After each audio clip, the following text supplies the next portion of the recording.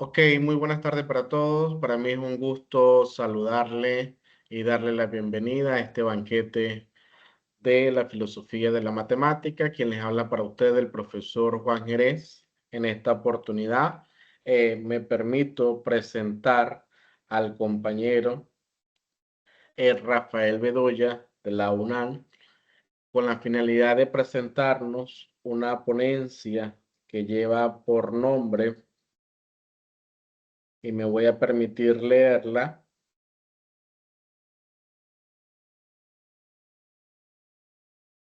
La lógica del vacío y el modelo que va. Si el profesor Rafael se encuentra por aquí, agradecería que active la cámara para poderle yo compartir las diapositivas.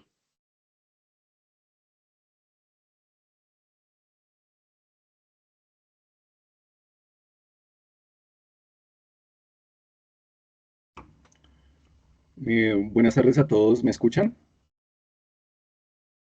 Perfecto, profe. Sí, Sumamente profesor Rafael. agradecido. Buenas tardes también. Bienvenido a este banquete, profesor. La instrucción que tengo es compartir la pantalla. En la medida posible, usted me va indicando cuándo las voy a ir pasando. Y bueno, bienvenido y la sala es suya. Bueno, muchas gracias. Eh, bueno, entonces, como ya les dijeron, pues creo que hubo un error en la presentación porque en realidad yo no tengo ningún tipo de estudio académico y no hago nada. Eso es lo que yo me dedico a hacer y trabajo en un call center de soporte técnico. Simplemente estoy acá porque me interesa este tipo de temas de la lógica del vacío. Eh, Continuemos con la siguiente diapositiva, por favor. Esta presentación va a tener 10 puntos claves: el exordio y el diagnóstico, la axioma de nada, la crítica a la lógica computacional booleana, la nueva lógica proposicional, el modelo QAC, la fundamentación matemática y física, la visión de futuro, el punto cero, y mostrarles por qué el eurocentrismo está obsoleto. Miremos el siguiente, por favor. Primero que todo, quisiera pedirles un minuto de silencio por la muerte de la lógica.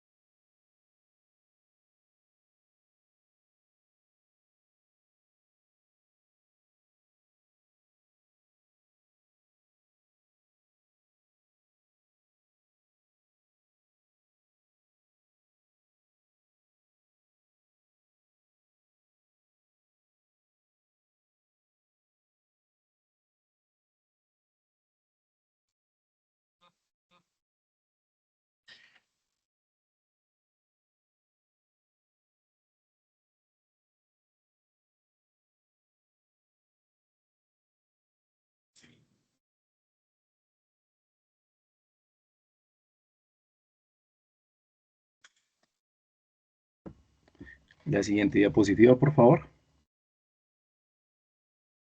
¿Se imaginan ustedes una matemática sin el cero? ¿Alguno de ustedes puede lograr imaginar una matemática sin el cero? ¿Podríamos imaginar cómo sería la contabilidad en este instante, en este momento histórico, si no existiera el cero? Pues hubo una época, desde la perspectiva de la cosmovisión europea, donde no existía el cero. Para los romanos, el cero era algo inexistente. Y de esa misma lógica nosotros hemos tomado todas estas cosmovisiones, como la visión aristotélica, donde se observa que la naturaleza aborrece el vacío. Si ustedes miran cualquier cuadro de los números romanos, ustedes van a visualizar que el cero no tenía ninguna cabida para los romanos. Los romanos hacían cualquier tipo de triquiñuelas para la contabilidad. Cuando llegó el cero con Fibonacci, a la matemática europea se consideró brujería. De hecho, se le consideró parte de los falsificadores, porque se consideraba que era muy rápido para hacer cuentas y prácticamente que se consideró como una blasfemia. Ni siquiera fue con la entrada de Fibonacci. Con Fibonacci se logra como dar un esbozo de lo que era el cero en la matemática europea, pero hasta 1500, 1600 se logra aceptar el cero en su totalidad dentro de la matemática europea. La siguiente diapositiva, muchas gracias. Entonces, la lógica actual es un sistema que ha excluido por completo el cero. Es un síntoma, es sintomático, ¿sí? Occidente trata el vacío como una ausencia de ser, un error, en lugar de tratarlo como un número, como lo que es. El vacío se observa como el no ser, en lugar de verlo como lo que es. No es ni el ser ni el no ser. Eso es un error histórico dentro de la historia de Occidente. Al no tener un espacio vacío dentro de la lógica, nuestro pensamiento se vuelve rígido, se vuelve dual y se vuelve puramente sustancialista. No logramos observar la totalidad del contexto y nos hace pensar que hay una finitud en términos del conocimiento. Occidente ha construido todo un rascacielos de conceptos, pero ha olvidado dejar el espacio para el cimiento de nada. Siguiente, por favor. Entonces, partamos de la idea de que los principios lógicos son los principios que postula Aristóteles, ¿no? Que es el principio de identidad, el principio de no contradicción y el principio del tercero excluido, ¿no? Todos estos principios de la lógica aristotélica excluyen el cero por completo. Por ejemplo, el principio de identidad, el enunciado aristotélico dice todo lo que es idéntico a sí mismo. La lógica del vacío o nada aplicada parte de lo siguiente, nada es idéntico en sí mismo. Si yo les digo a ustedes, si observen la diapositiva, cero es igual a cero, ustedes me dicen si eso es verdad o si eso es falso. Cero es igual a cero. Ese es el primer postulado de la lógica del vacío. Nada es idéntico en sí mismo. Cero es igual a cero. El segundo postulado de la lógica aristotélica dice que algo no puede ser y no ser al mismo tiempo y en el mismo sentido. El postulado de la lógica del vacío dice entonces que nada puede ser y no ser al mismo tiempo y en el mismo sentido. ¿Cómo comprobamos esto matemáticamente? Siendo el cero en la recta numérica, el 1 y el menos 1, cuando sumamos 1 más menos 1, obtenemos nada, obtenemos el vacío. Si yo les muestro a ustedes esta igualdad, 0 es igual a 1 más menos 1, claramente esta igualdad es algo correcto.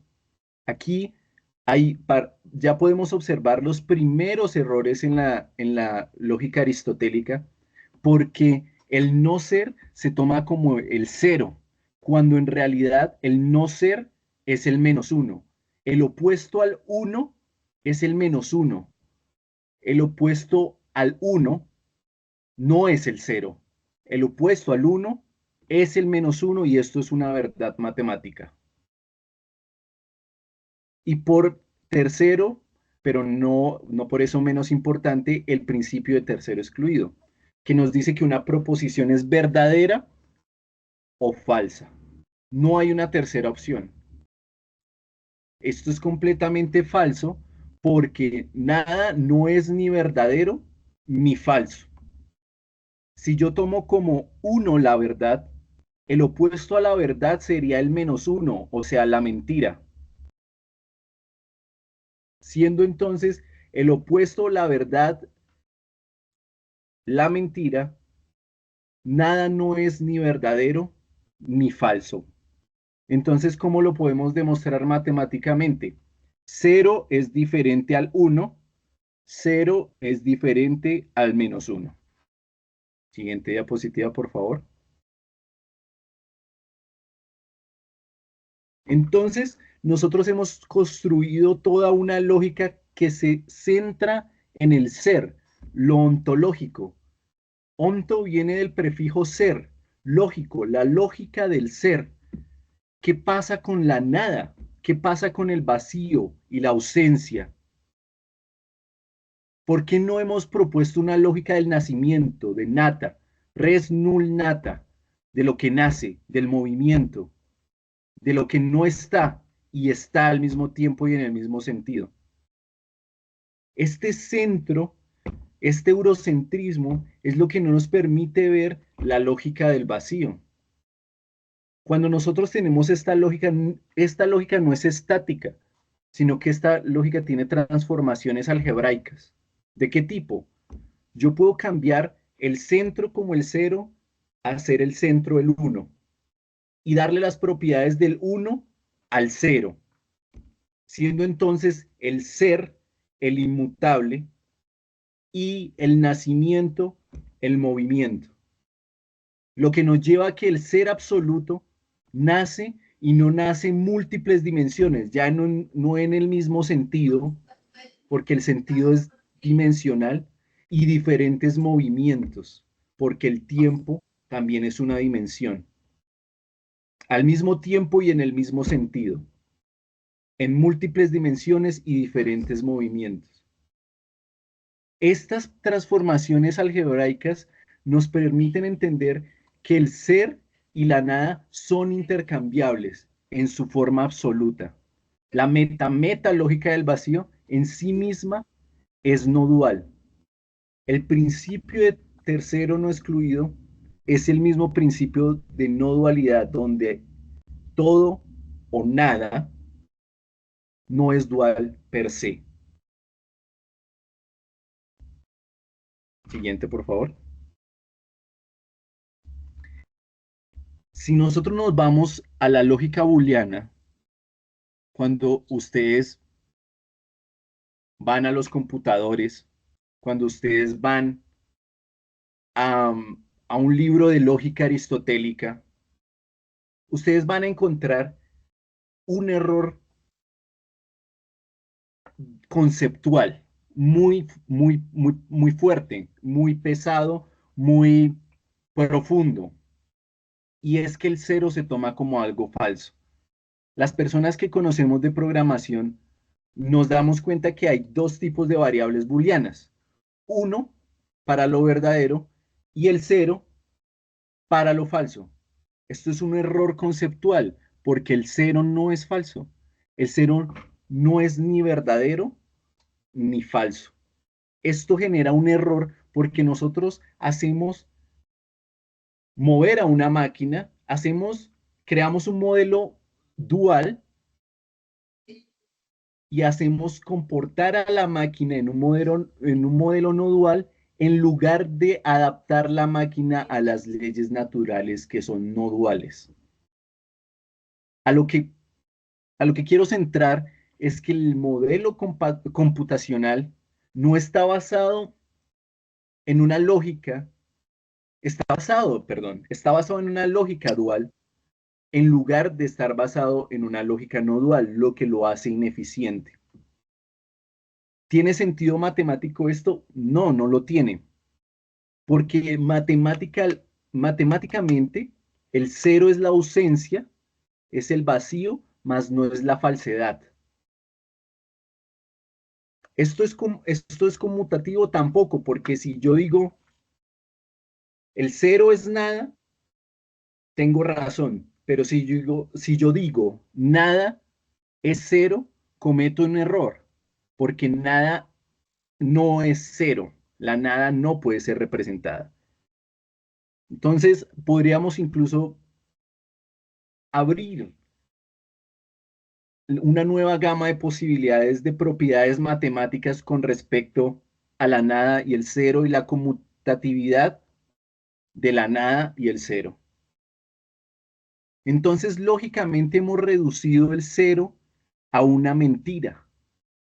lo hemos matado. Hemos construido todo un error de traducción. Confundir la neutralidad con la negación. Si yo les muestro a ustedes esta igualdad, 0 igual a -1, ¿es correcto?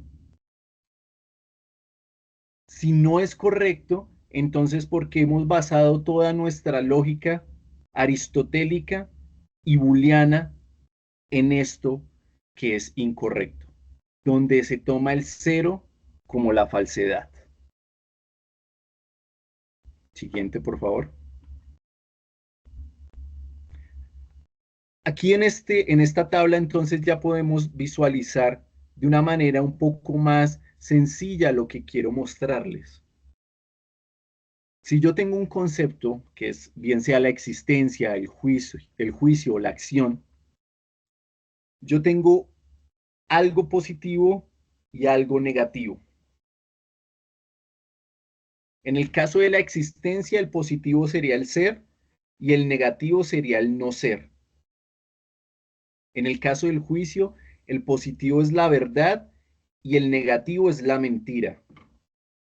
En el caso de la acción, el positivo es la afirmación y el negativo sería la negación. Pero el cero no es ninguno de ellos. El cero no es ser, pero tampoco es no ser. El cero no es verdad, pero tampoco es mentira. El cero no es afirmación, pero tampoco es negación.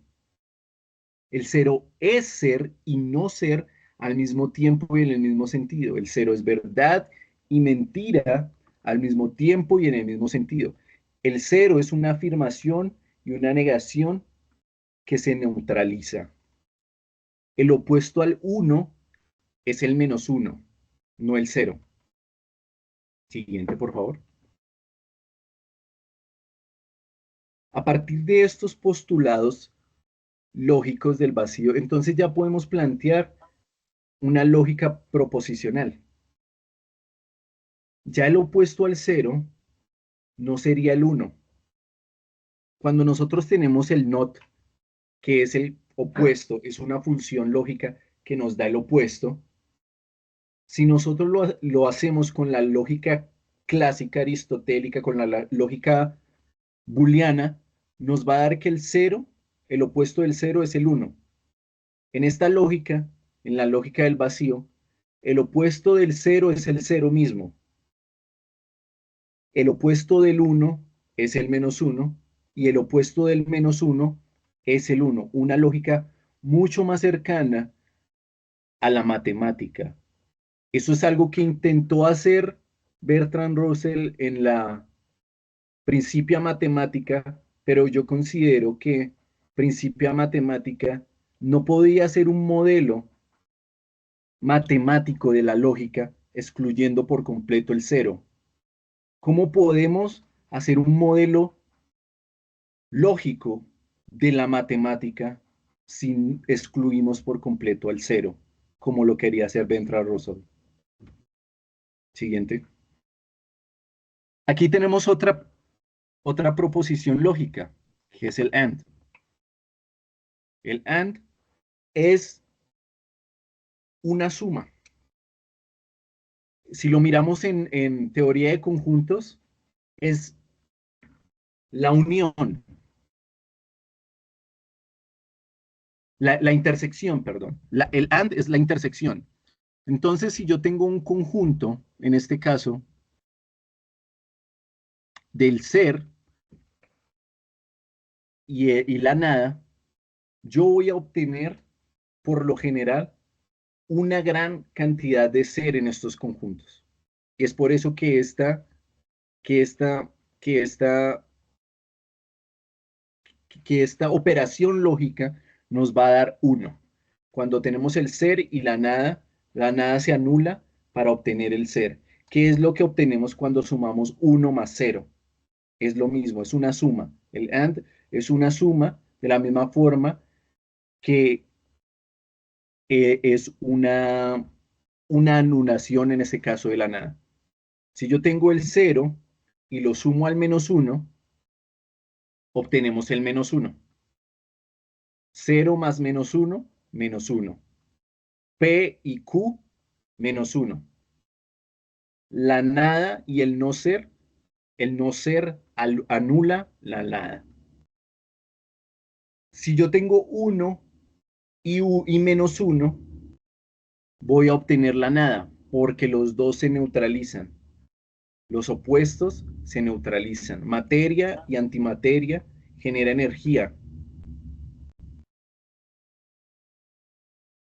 En general, lo arriba y abajo, si cogemos dos coordenadas en un plano cartesiano, bien sea 2 y menos 2, vamos a llegar al cero. De la misma forma en que el ser y el no ser nos da la neutralidad de la nada. Si sumamos el ser con el ser, vamos a obtener el ser. Y si sumamos el no ser con el no ser, vamos a obtener el no ser. Entonces, la operación lógica AND la podemos reducir a una suma matemática, algo mucho más sencillo que lo que ustedes pueden visualizar en el Principia Matemática de Bertrand Russell, donde es prácticamente ilegible esta operación lógica. Siguiente, por favor. Ahora vamos a ver la operación OR. Esta operación, se me olvidó decirles, la primera operación NOT nace del principio de identidad. AND, o sea, I, sale del principio de no contradicción y el OR sale del principio de tercero excluido, de la lógica aristotélica. ¿Qué pasa? Que el OR parte de la idea de que algo es o no es. Ya está. Pero el problema es que nada no es, ni tampoco no es. No es ser, ni tampoco es no ser. Está por fuera de la dualidad. Esto es el principio de no dualidad. Entonces, ¿cómo funciona este operador lógico?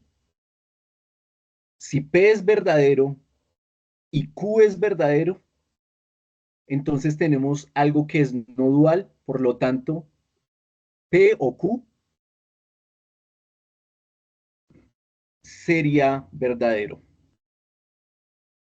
Si cero, que sería el vacío, o cero, ¿sí? Tenemos cero o cero. Tenemos dos proposiciones que no son verdaderas ni falsas, lo que nos va a llevar al mismo principio de no dualidad. Cero o cero es algo no dual, por lo tanto es verdadero.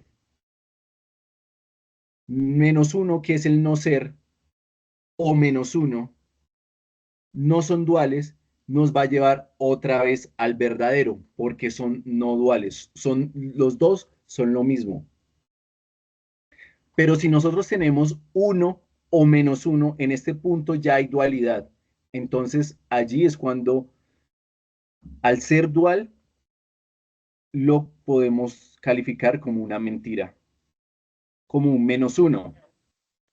Cero o menos uno es dual, por lo tanto es mentira. Uno o menos uno es dual, por lo tanto es mentira. Y aquí voy a ser explícito con cosas de la vida cotidiana. A uno le dicen, por ejemplo, voy a poner un ejemplo desde acá, desde la parte geográfica en la que me ubico, que es Colombia, que a uno siempre lo ubican en cajas. Entonces, si una persona no es de derecha, automáticamente tiene que ser de izquierda. ¿Sí?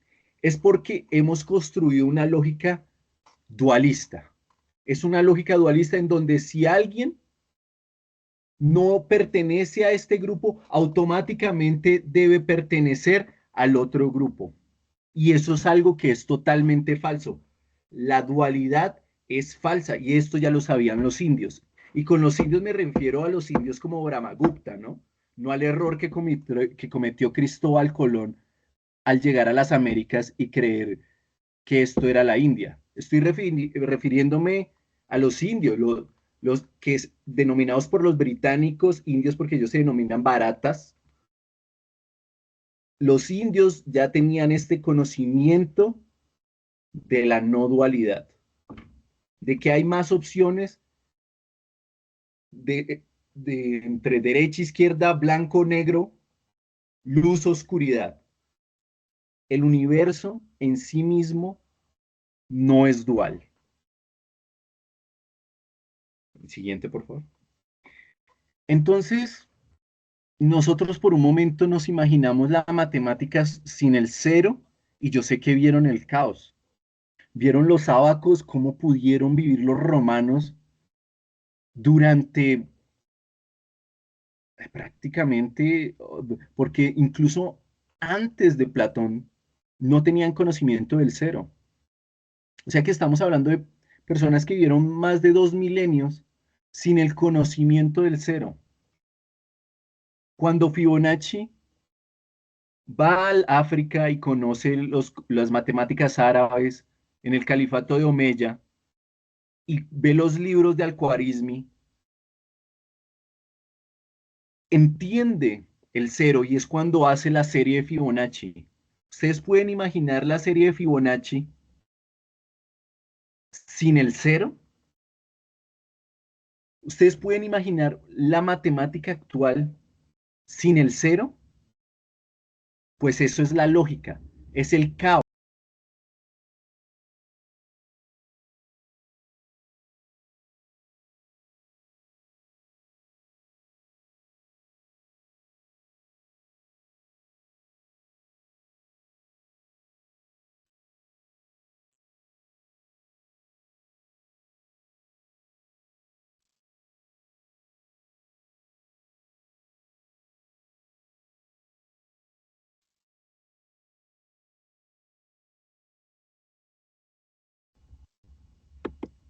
¿Me escuchan? Profesor Rafael.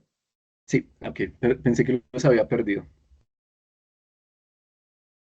Entonces, nada tiene una particularidad, el cero tiene una particularidad, porque como ya les mencioné, el cero es nada, pero la nada no es cero, porque no es conmutativo, no es como la suma o como la resta. El cero puede ser determinado, como lo podemos ver en la primera opción donde el cero está solito, ahí está determinado. O puede ser indeterminado, como lo podemos ver en la segunda opción. Si yo tengo el cero por cero igual a cero y paso el cero a dividir en la lógica aristotélica, en la lógica en la que hemos basado el conocimiento, en lo que hemos reproducido la matemática de Occidente, esto es un error matemático. Esto es un claro error matemático. Entonces, lo indeterminado no tiene cabida dentro de las matemáticas europeas, lo que no permite, lo que genera un estancamiento, una visión sesgada y un poco cuadriculada de lo que es el universo. Siguiente, por favor. Entonces pasamos de un minuto de silencio por la muerte de la lógica, que es la representación clara de la lógica aristotélica, donde la lógica muere, ¿sí? Para dar a luz a este motor de vida que es el cero, para incluirlo en nuestra lógica, para hacerlo parte, este vacío de nuestra lógica. El vacío entonces no es el fin del pensamiento, sino más bien es el inicio del pensamiento, es la condición básica para que el pensamiento se genere. ¿Cómo pudimos vivir 2 milenios ausentando el vacío de nuestra lógica?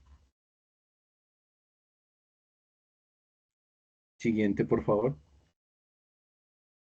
Bueno, entonces ustedes dirán, bueno, pues este man viene acá a echarnos carretas sobre el vacío, no está diciendo nada.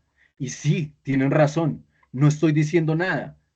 Pero el punto es que todo esto tiene una aplicación dentro de la computación, porque en realidad no estoy diciendo nada, sino que estoy diciendo nada. Si ustedes miran acá, la primera ecuación está relacionado con la identidad de Euler. Euler, un matemático europeo, ¿no? Donde relaciona en los números imaginarios, que es la i, pi, el 1 igual a 0. Esto nos permite generar figuras bidimensionales imaginarias. A ver, ¿cómo lo explico? Es una forma de representación del círculo donde yo puedo tener dos ejes, la parte real y la parte imaginaria, y todo esto igual al vacío. Esto lo hace muy interesante porque se parece mucho a la esfera de Bloch de la física cuántica. En la física cuántica, cuando uno representa los vectores para definir un estado cuántico, nos dan esferas de Bloch. Bloch, que era un matemático alemán, creo suizo. Eh, Él representaba y decía, bueno, esta esfera es más o menos como una representación de la realidad. Para Euler, el mundo era algo bidimensional, y esta es una forma de representar esta visión bidimensional de Euler. ¿Qué pasa si nosotros extrapolamos pi y dejamos de verlo como un plano, como un círculo plano? Nosotros nos damos cuenta que pi puede llegar a ser una fase. Todo esto yo lo profundizo en mis libros, en el libro de la importancia de hacer una mierda, la lógica del vacío, el modelo de la lógica del vacío.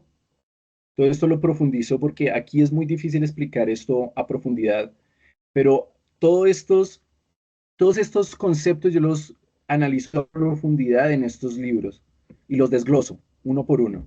¿Por qué la esfera de Bloch se puede conectar con la identidad de Euler para permitirnos un modelo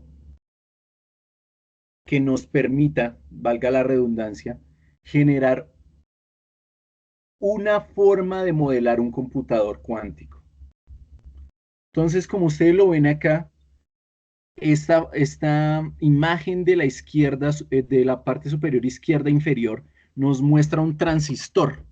Y ustedes dirán, bueno, un transistor, ¿qué tiene que ver con la identidad de Euler y la esfera de Bloch? Pues los transistores son los que generan las decisiones en nuestros computadores.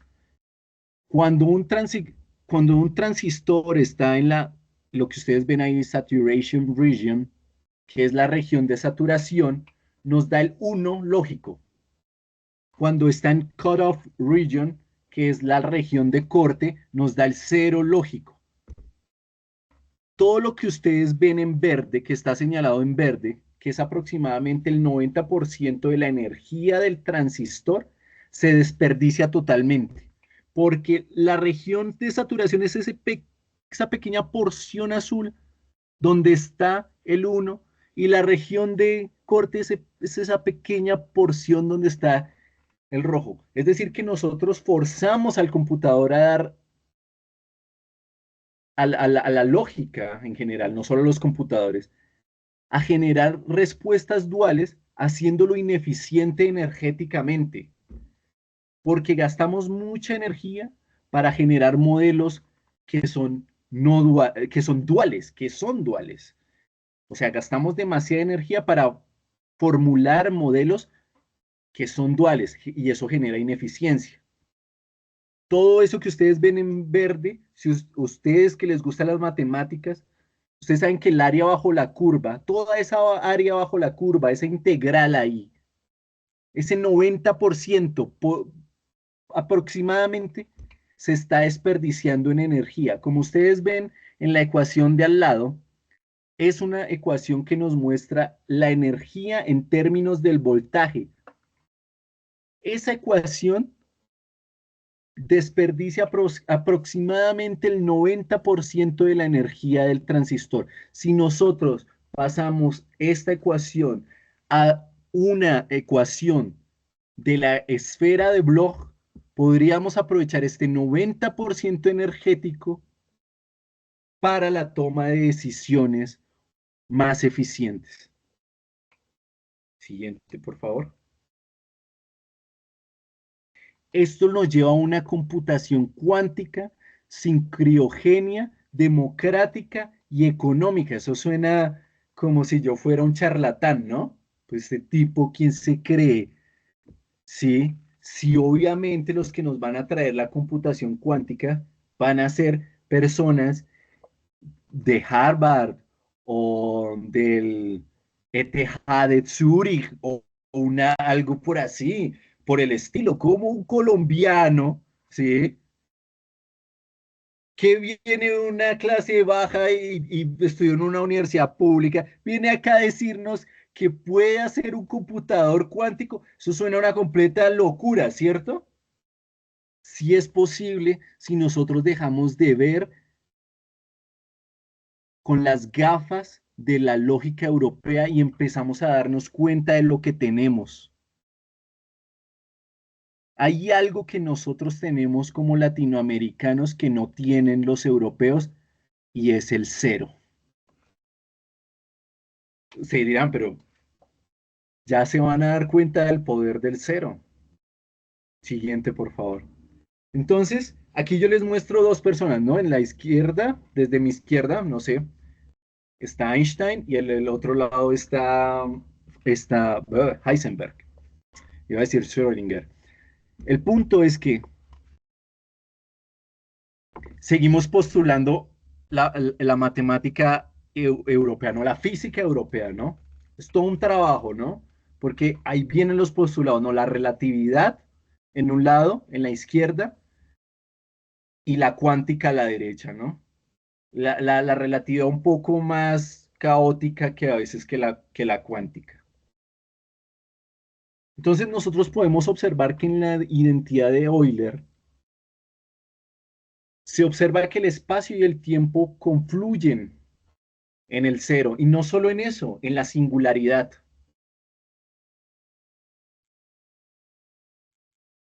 Si nosotros tenemos, no, disculpa, ¿puedes devolverlo? Muchas gracias. Mientras la lógica, insisto, todo esto yo lo llevo a profundidad en los libros que ya les mencioné.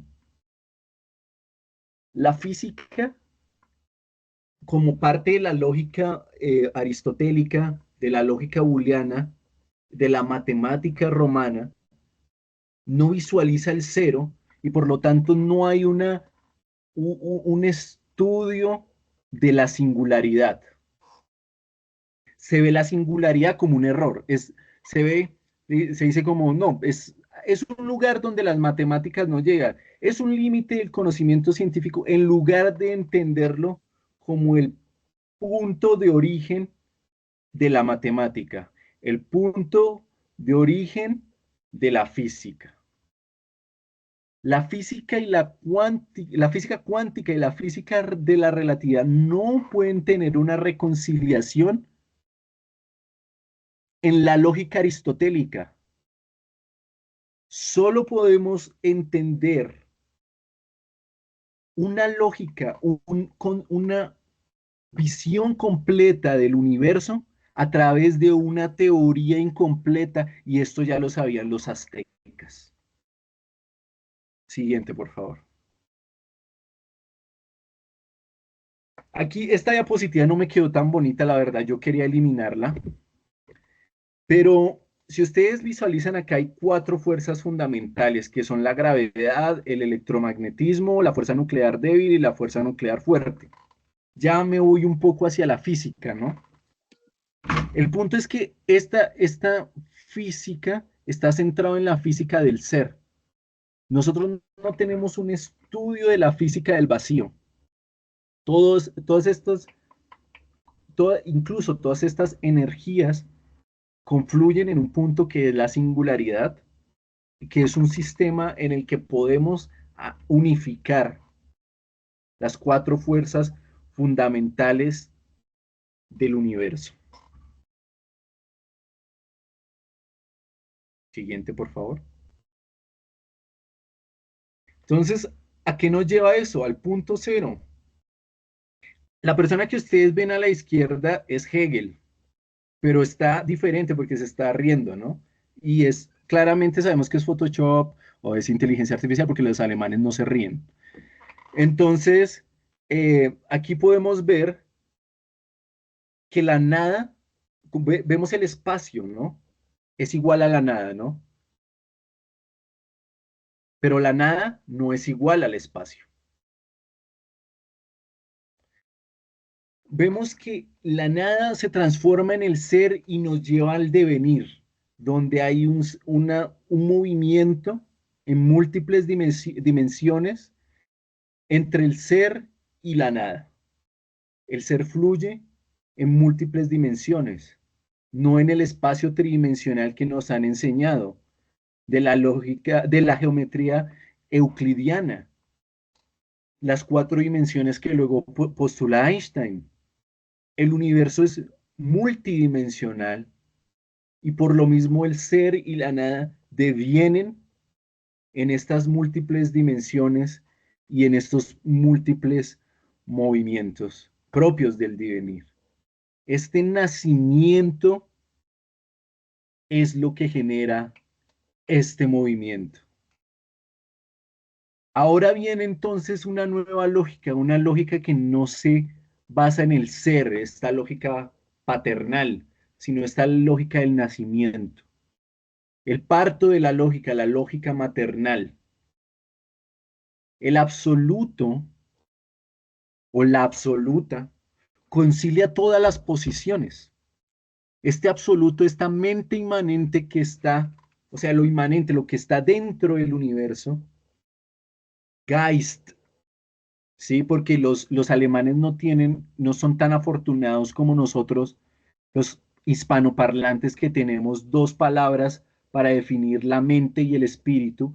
Hegel tuvo que escribir todo un libro en la fenomenología del espíritu para poder definir el espíritu. Nosotros ya en el español ya tenemos el espíritu. Ya lo definimos. Ya para nosotros es casi que natural el espíritu.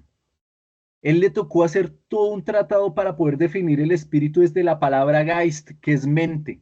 Y él la definía como una mente, el espíritu lo define como una mente absoluta, una mente que está dentro del universo. Ya lo tenemos en el español, espíritu. Ya nos ahorramos ese trabajo. Aquí entonces lo ontológico y lo lógico y lo natalógico se reconcilian. La mente inmanente y el fin de la historia en su naturaleza misma. El ser absoluto nace y no nace en múltiples dimensiones y diferentes movimientos, que sería como una forma subversiva de llamar al principio de no contradicción. Siguiente, por favor.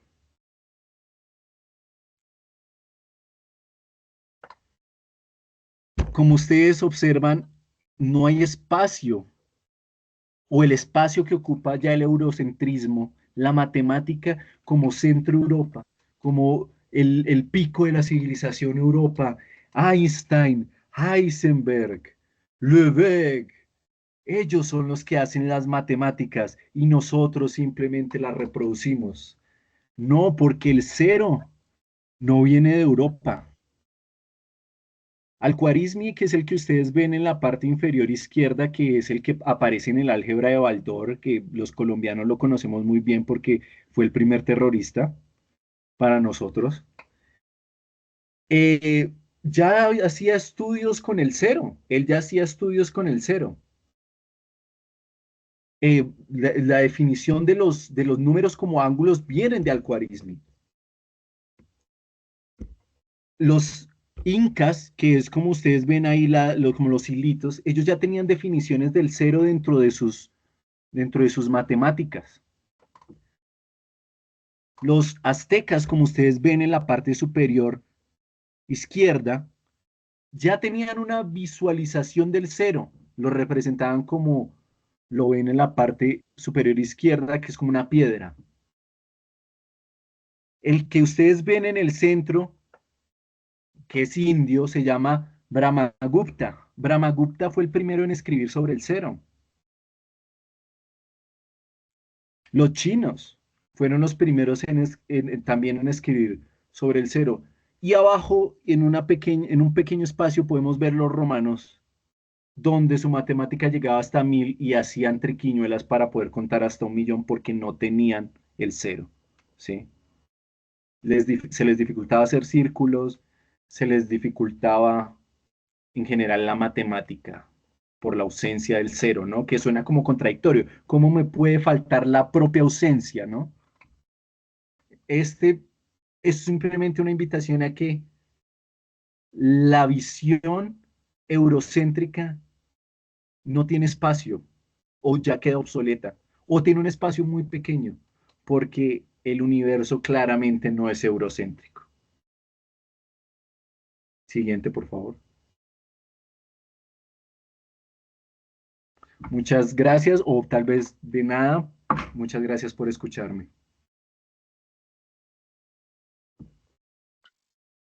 Ok, sumamente agradecido, Rafael, por esta disertación realizada en donde nos hablaste con todo lo relacionado con la parte de la lógica y bueno, incluso hiciste aproximaciones acerca de la cuántica y todo lo demás, asegurando ciertas cosas que nos llevan a pensar y nos ponen a la lógica también de alguna u otra manera a reflexionar.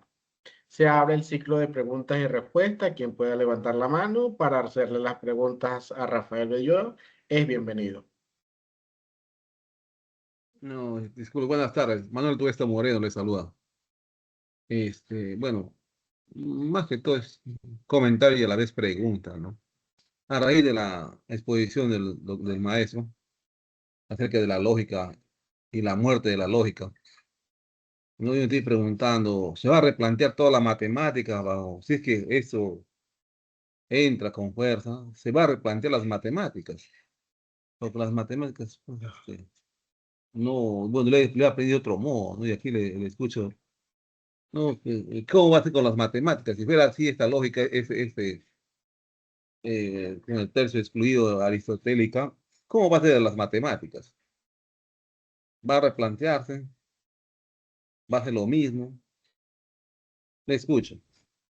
Pues yo veo una urgencia de replantear la matemática como está concebida, porque no podemos simplemente excluir la base del pensamiento de la matemática. Es como hay una desconexión total. A lo que refiero es,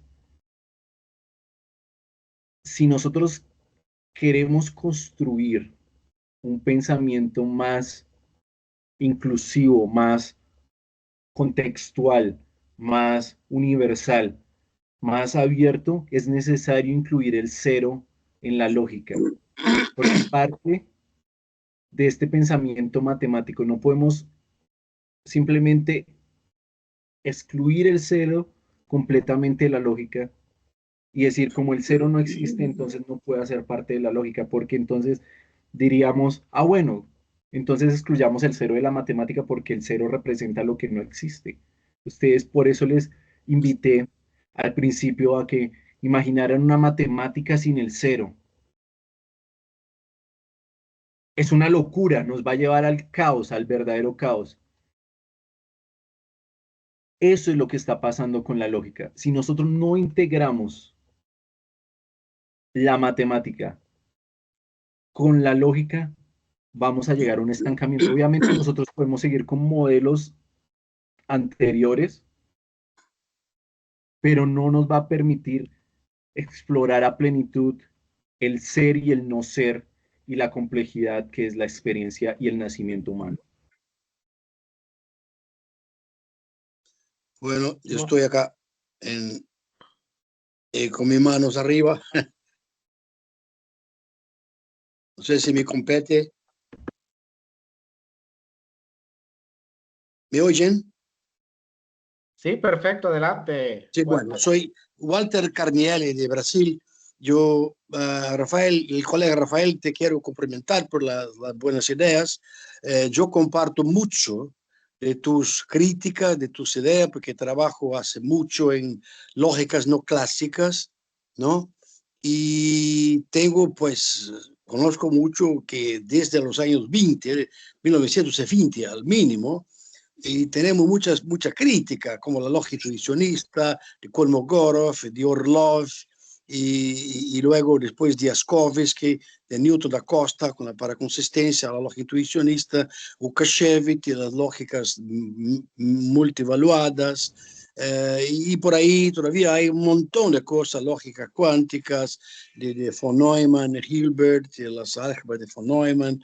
Entonces, yo creo que hay muchas críticas y que tú tienes razón, que incluso completa razón cuando dice que los indios y los antiguos, y la filosofía oriental parte de una visión distinta del cero, que no es la misma que parte Frege y que un poco el eurocentrismo. Estoy de acuerdo, nada contra, pero yo veo que hay muchas cosas que ya están hechas en ese sentido. Y uno de los problemas es profundizar en todo eso y un poco unificar la cantidad de cosas divergentes que tenemos. Yo mismo trabajé en muchas cosas divergentes, proponiendo lógica no clásica, una infinitud de sistemas paraconsistentes, bla, bla, bla, una infinidad y un montón de cosas de ese tipo. Y muchas de esas, en esa dirección de la crítica que tú la pones, de la muerte de la lógica, pero pongamos un minuto de silencio a la muerte de la lógica clásica. Esa sí que está mala. Si no murió, está enferma. Pero no a toda la lógica, no a la racionalidad, ¿verdad? Entonces, no so, una observación de que hay muchas cosas ya hechas en esta dirección, y casi a un siglo. Y lo que tenemos que hacer nosotros es un poco como compilarlas y ponerlas de una manera más sólida, porque lo que tenemos es un ejército de hormigas que están combatiendo el elefante. Que podemos poner todas las hormigas de una arriba de la otra, ¿no? No sé si me entiende, si me hago entender bien. Entonces, eso no es una crítica, es digamos, un complemento a tus observaciones que más o menos yo estoy de acuerdo. Yo parto mucho de ese punto de vista también. Te paso la palabra, entonces. Sí, bueno, claro, ¿no? Porque sí, si tomamos la lógica, pues como el complemento, en donde están las lógicas paraconsistentes, las lógicas trivalentes, la lógica del vacío, entonces la lógica claramente no está muerta. Pero si nosotros tomamos esto de que hay algo que es lógica y lo que no es lógica, la lógica aristotélica es la lógica y lo demás no es lógica, entonces estamos hablando de la muerte de la lógica.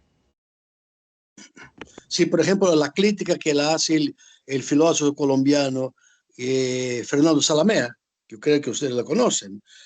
El Salamea hace una crítica muy fuerte, dice, ¿quién dio el nombre lógica clásica a lo que nosotros conocimos como lógica clásica? No fueron los griegos. Los griegos no le llamaban clásica.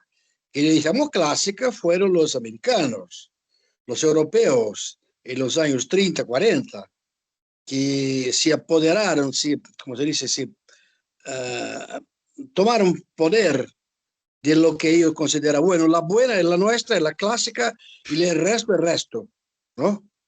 El resto que se queda. Entonces, hay ahí también una cosa política, que yo estoy de acuerdo, un eurocentrismo, un anglosajonismo muy fuerte, que yo estoy de acuerdo, que cumple nosotros comprender, un poco luchar y ponernos contra, en cuanto como latinoamericano, hispanoamericano, latino, de toda manera, también los italianos, los franceses, incluyéndolos todos, los de Quebec, toda la gente, ¿no? Y los brasileños, los portugueses, todo eso. Entonces, bueno, un poco quería solamente agregar este punto, ¿no? De que la lucha existe y lo que muchas veces necesitamos nosotros es muy mal organizados. Muchas gracias, profesor Walte. Sí, Walte. Walter, agradecido por la está mal participación. escrito, está mal escrito. Walter, se Walter. comió una R. Ok. Yo quisiera Perfecto. agregar que hay algo muy interesante en una de las primeras charlas que dio el profesor de Argentina, en este momento no recuerdo el nombre, pero él hablaba que las matemáticas no describen la realidad. Es como si actualmente el modelo matemático estuviera disociado de la realidad, ¿sí? Entonces, ¿qué pasa? Esto nos puede llevar a ideas de tipo, bueno, ¿qué pasa con la matemática? ¿Es esquizofrénica?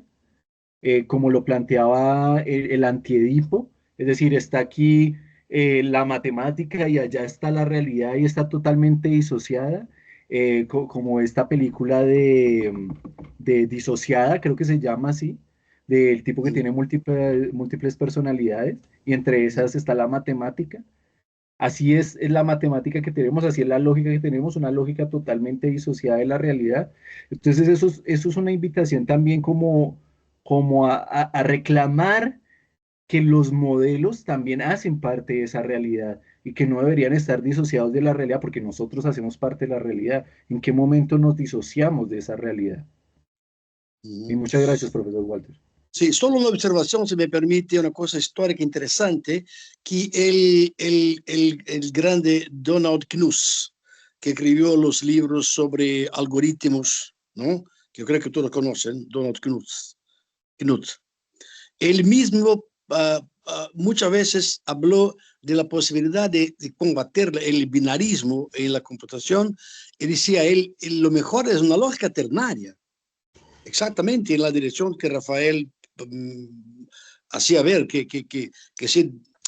se echa fuera mucha cosa importante por mantenernos en el binario y no salir un poco fuera. El propio Donald Knuth, que es un príncipe de los algoritmos, decía que eso sería lo mejor. Y los rusos ya habían hecho, en los años 50, una computadora ternaria que infelizmente, desgraciadamente, se perdió, nadie sabe qué pasó con eso, pero hay cosas ahí, hay cosas que tienen que ser revistas, rehechas, buscadas, ¿no? Gracias, entonces, me termino. Sí, profe, estoy totalmente de acuerdo y, por ejemplo, la misma palabra algoritmo es una palabra de origen árabe, alcohol, alcuarismi. Entonces, claramente vemos que este tipo de ideas no vienen, pues, de Europa, ¿no? Ya hay simplemente viendo esas ideas. Gracias, gracias. Saludos, agradecidos. Si alguien tiene otra participación o un aporte que dar al profesor Rafael.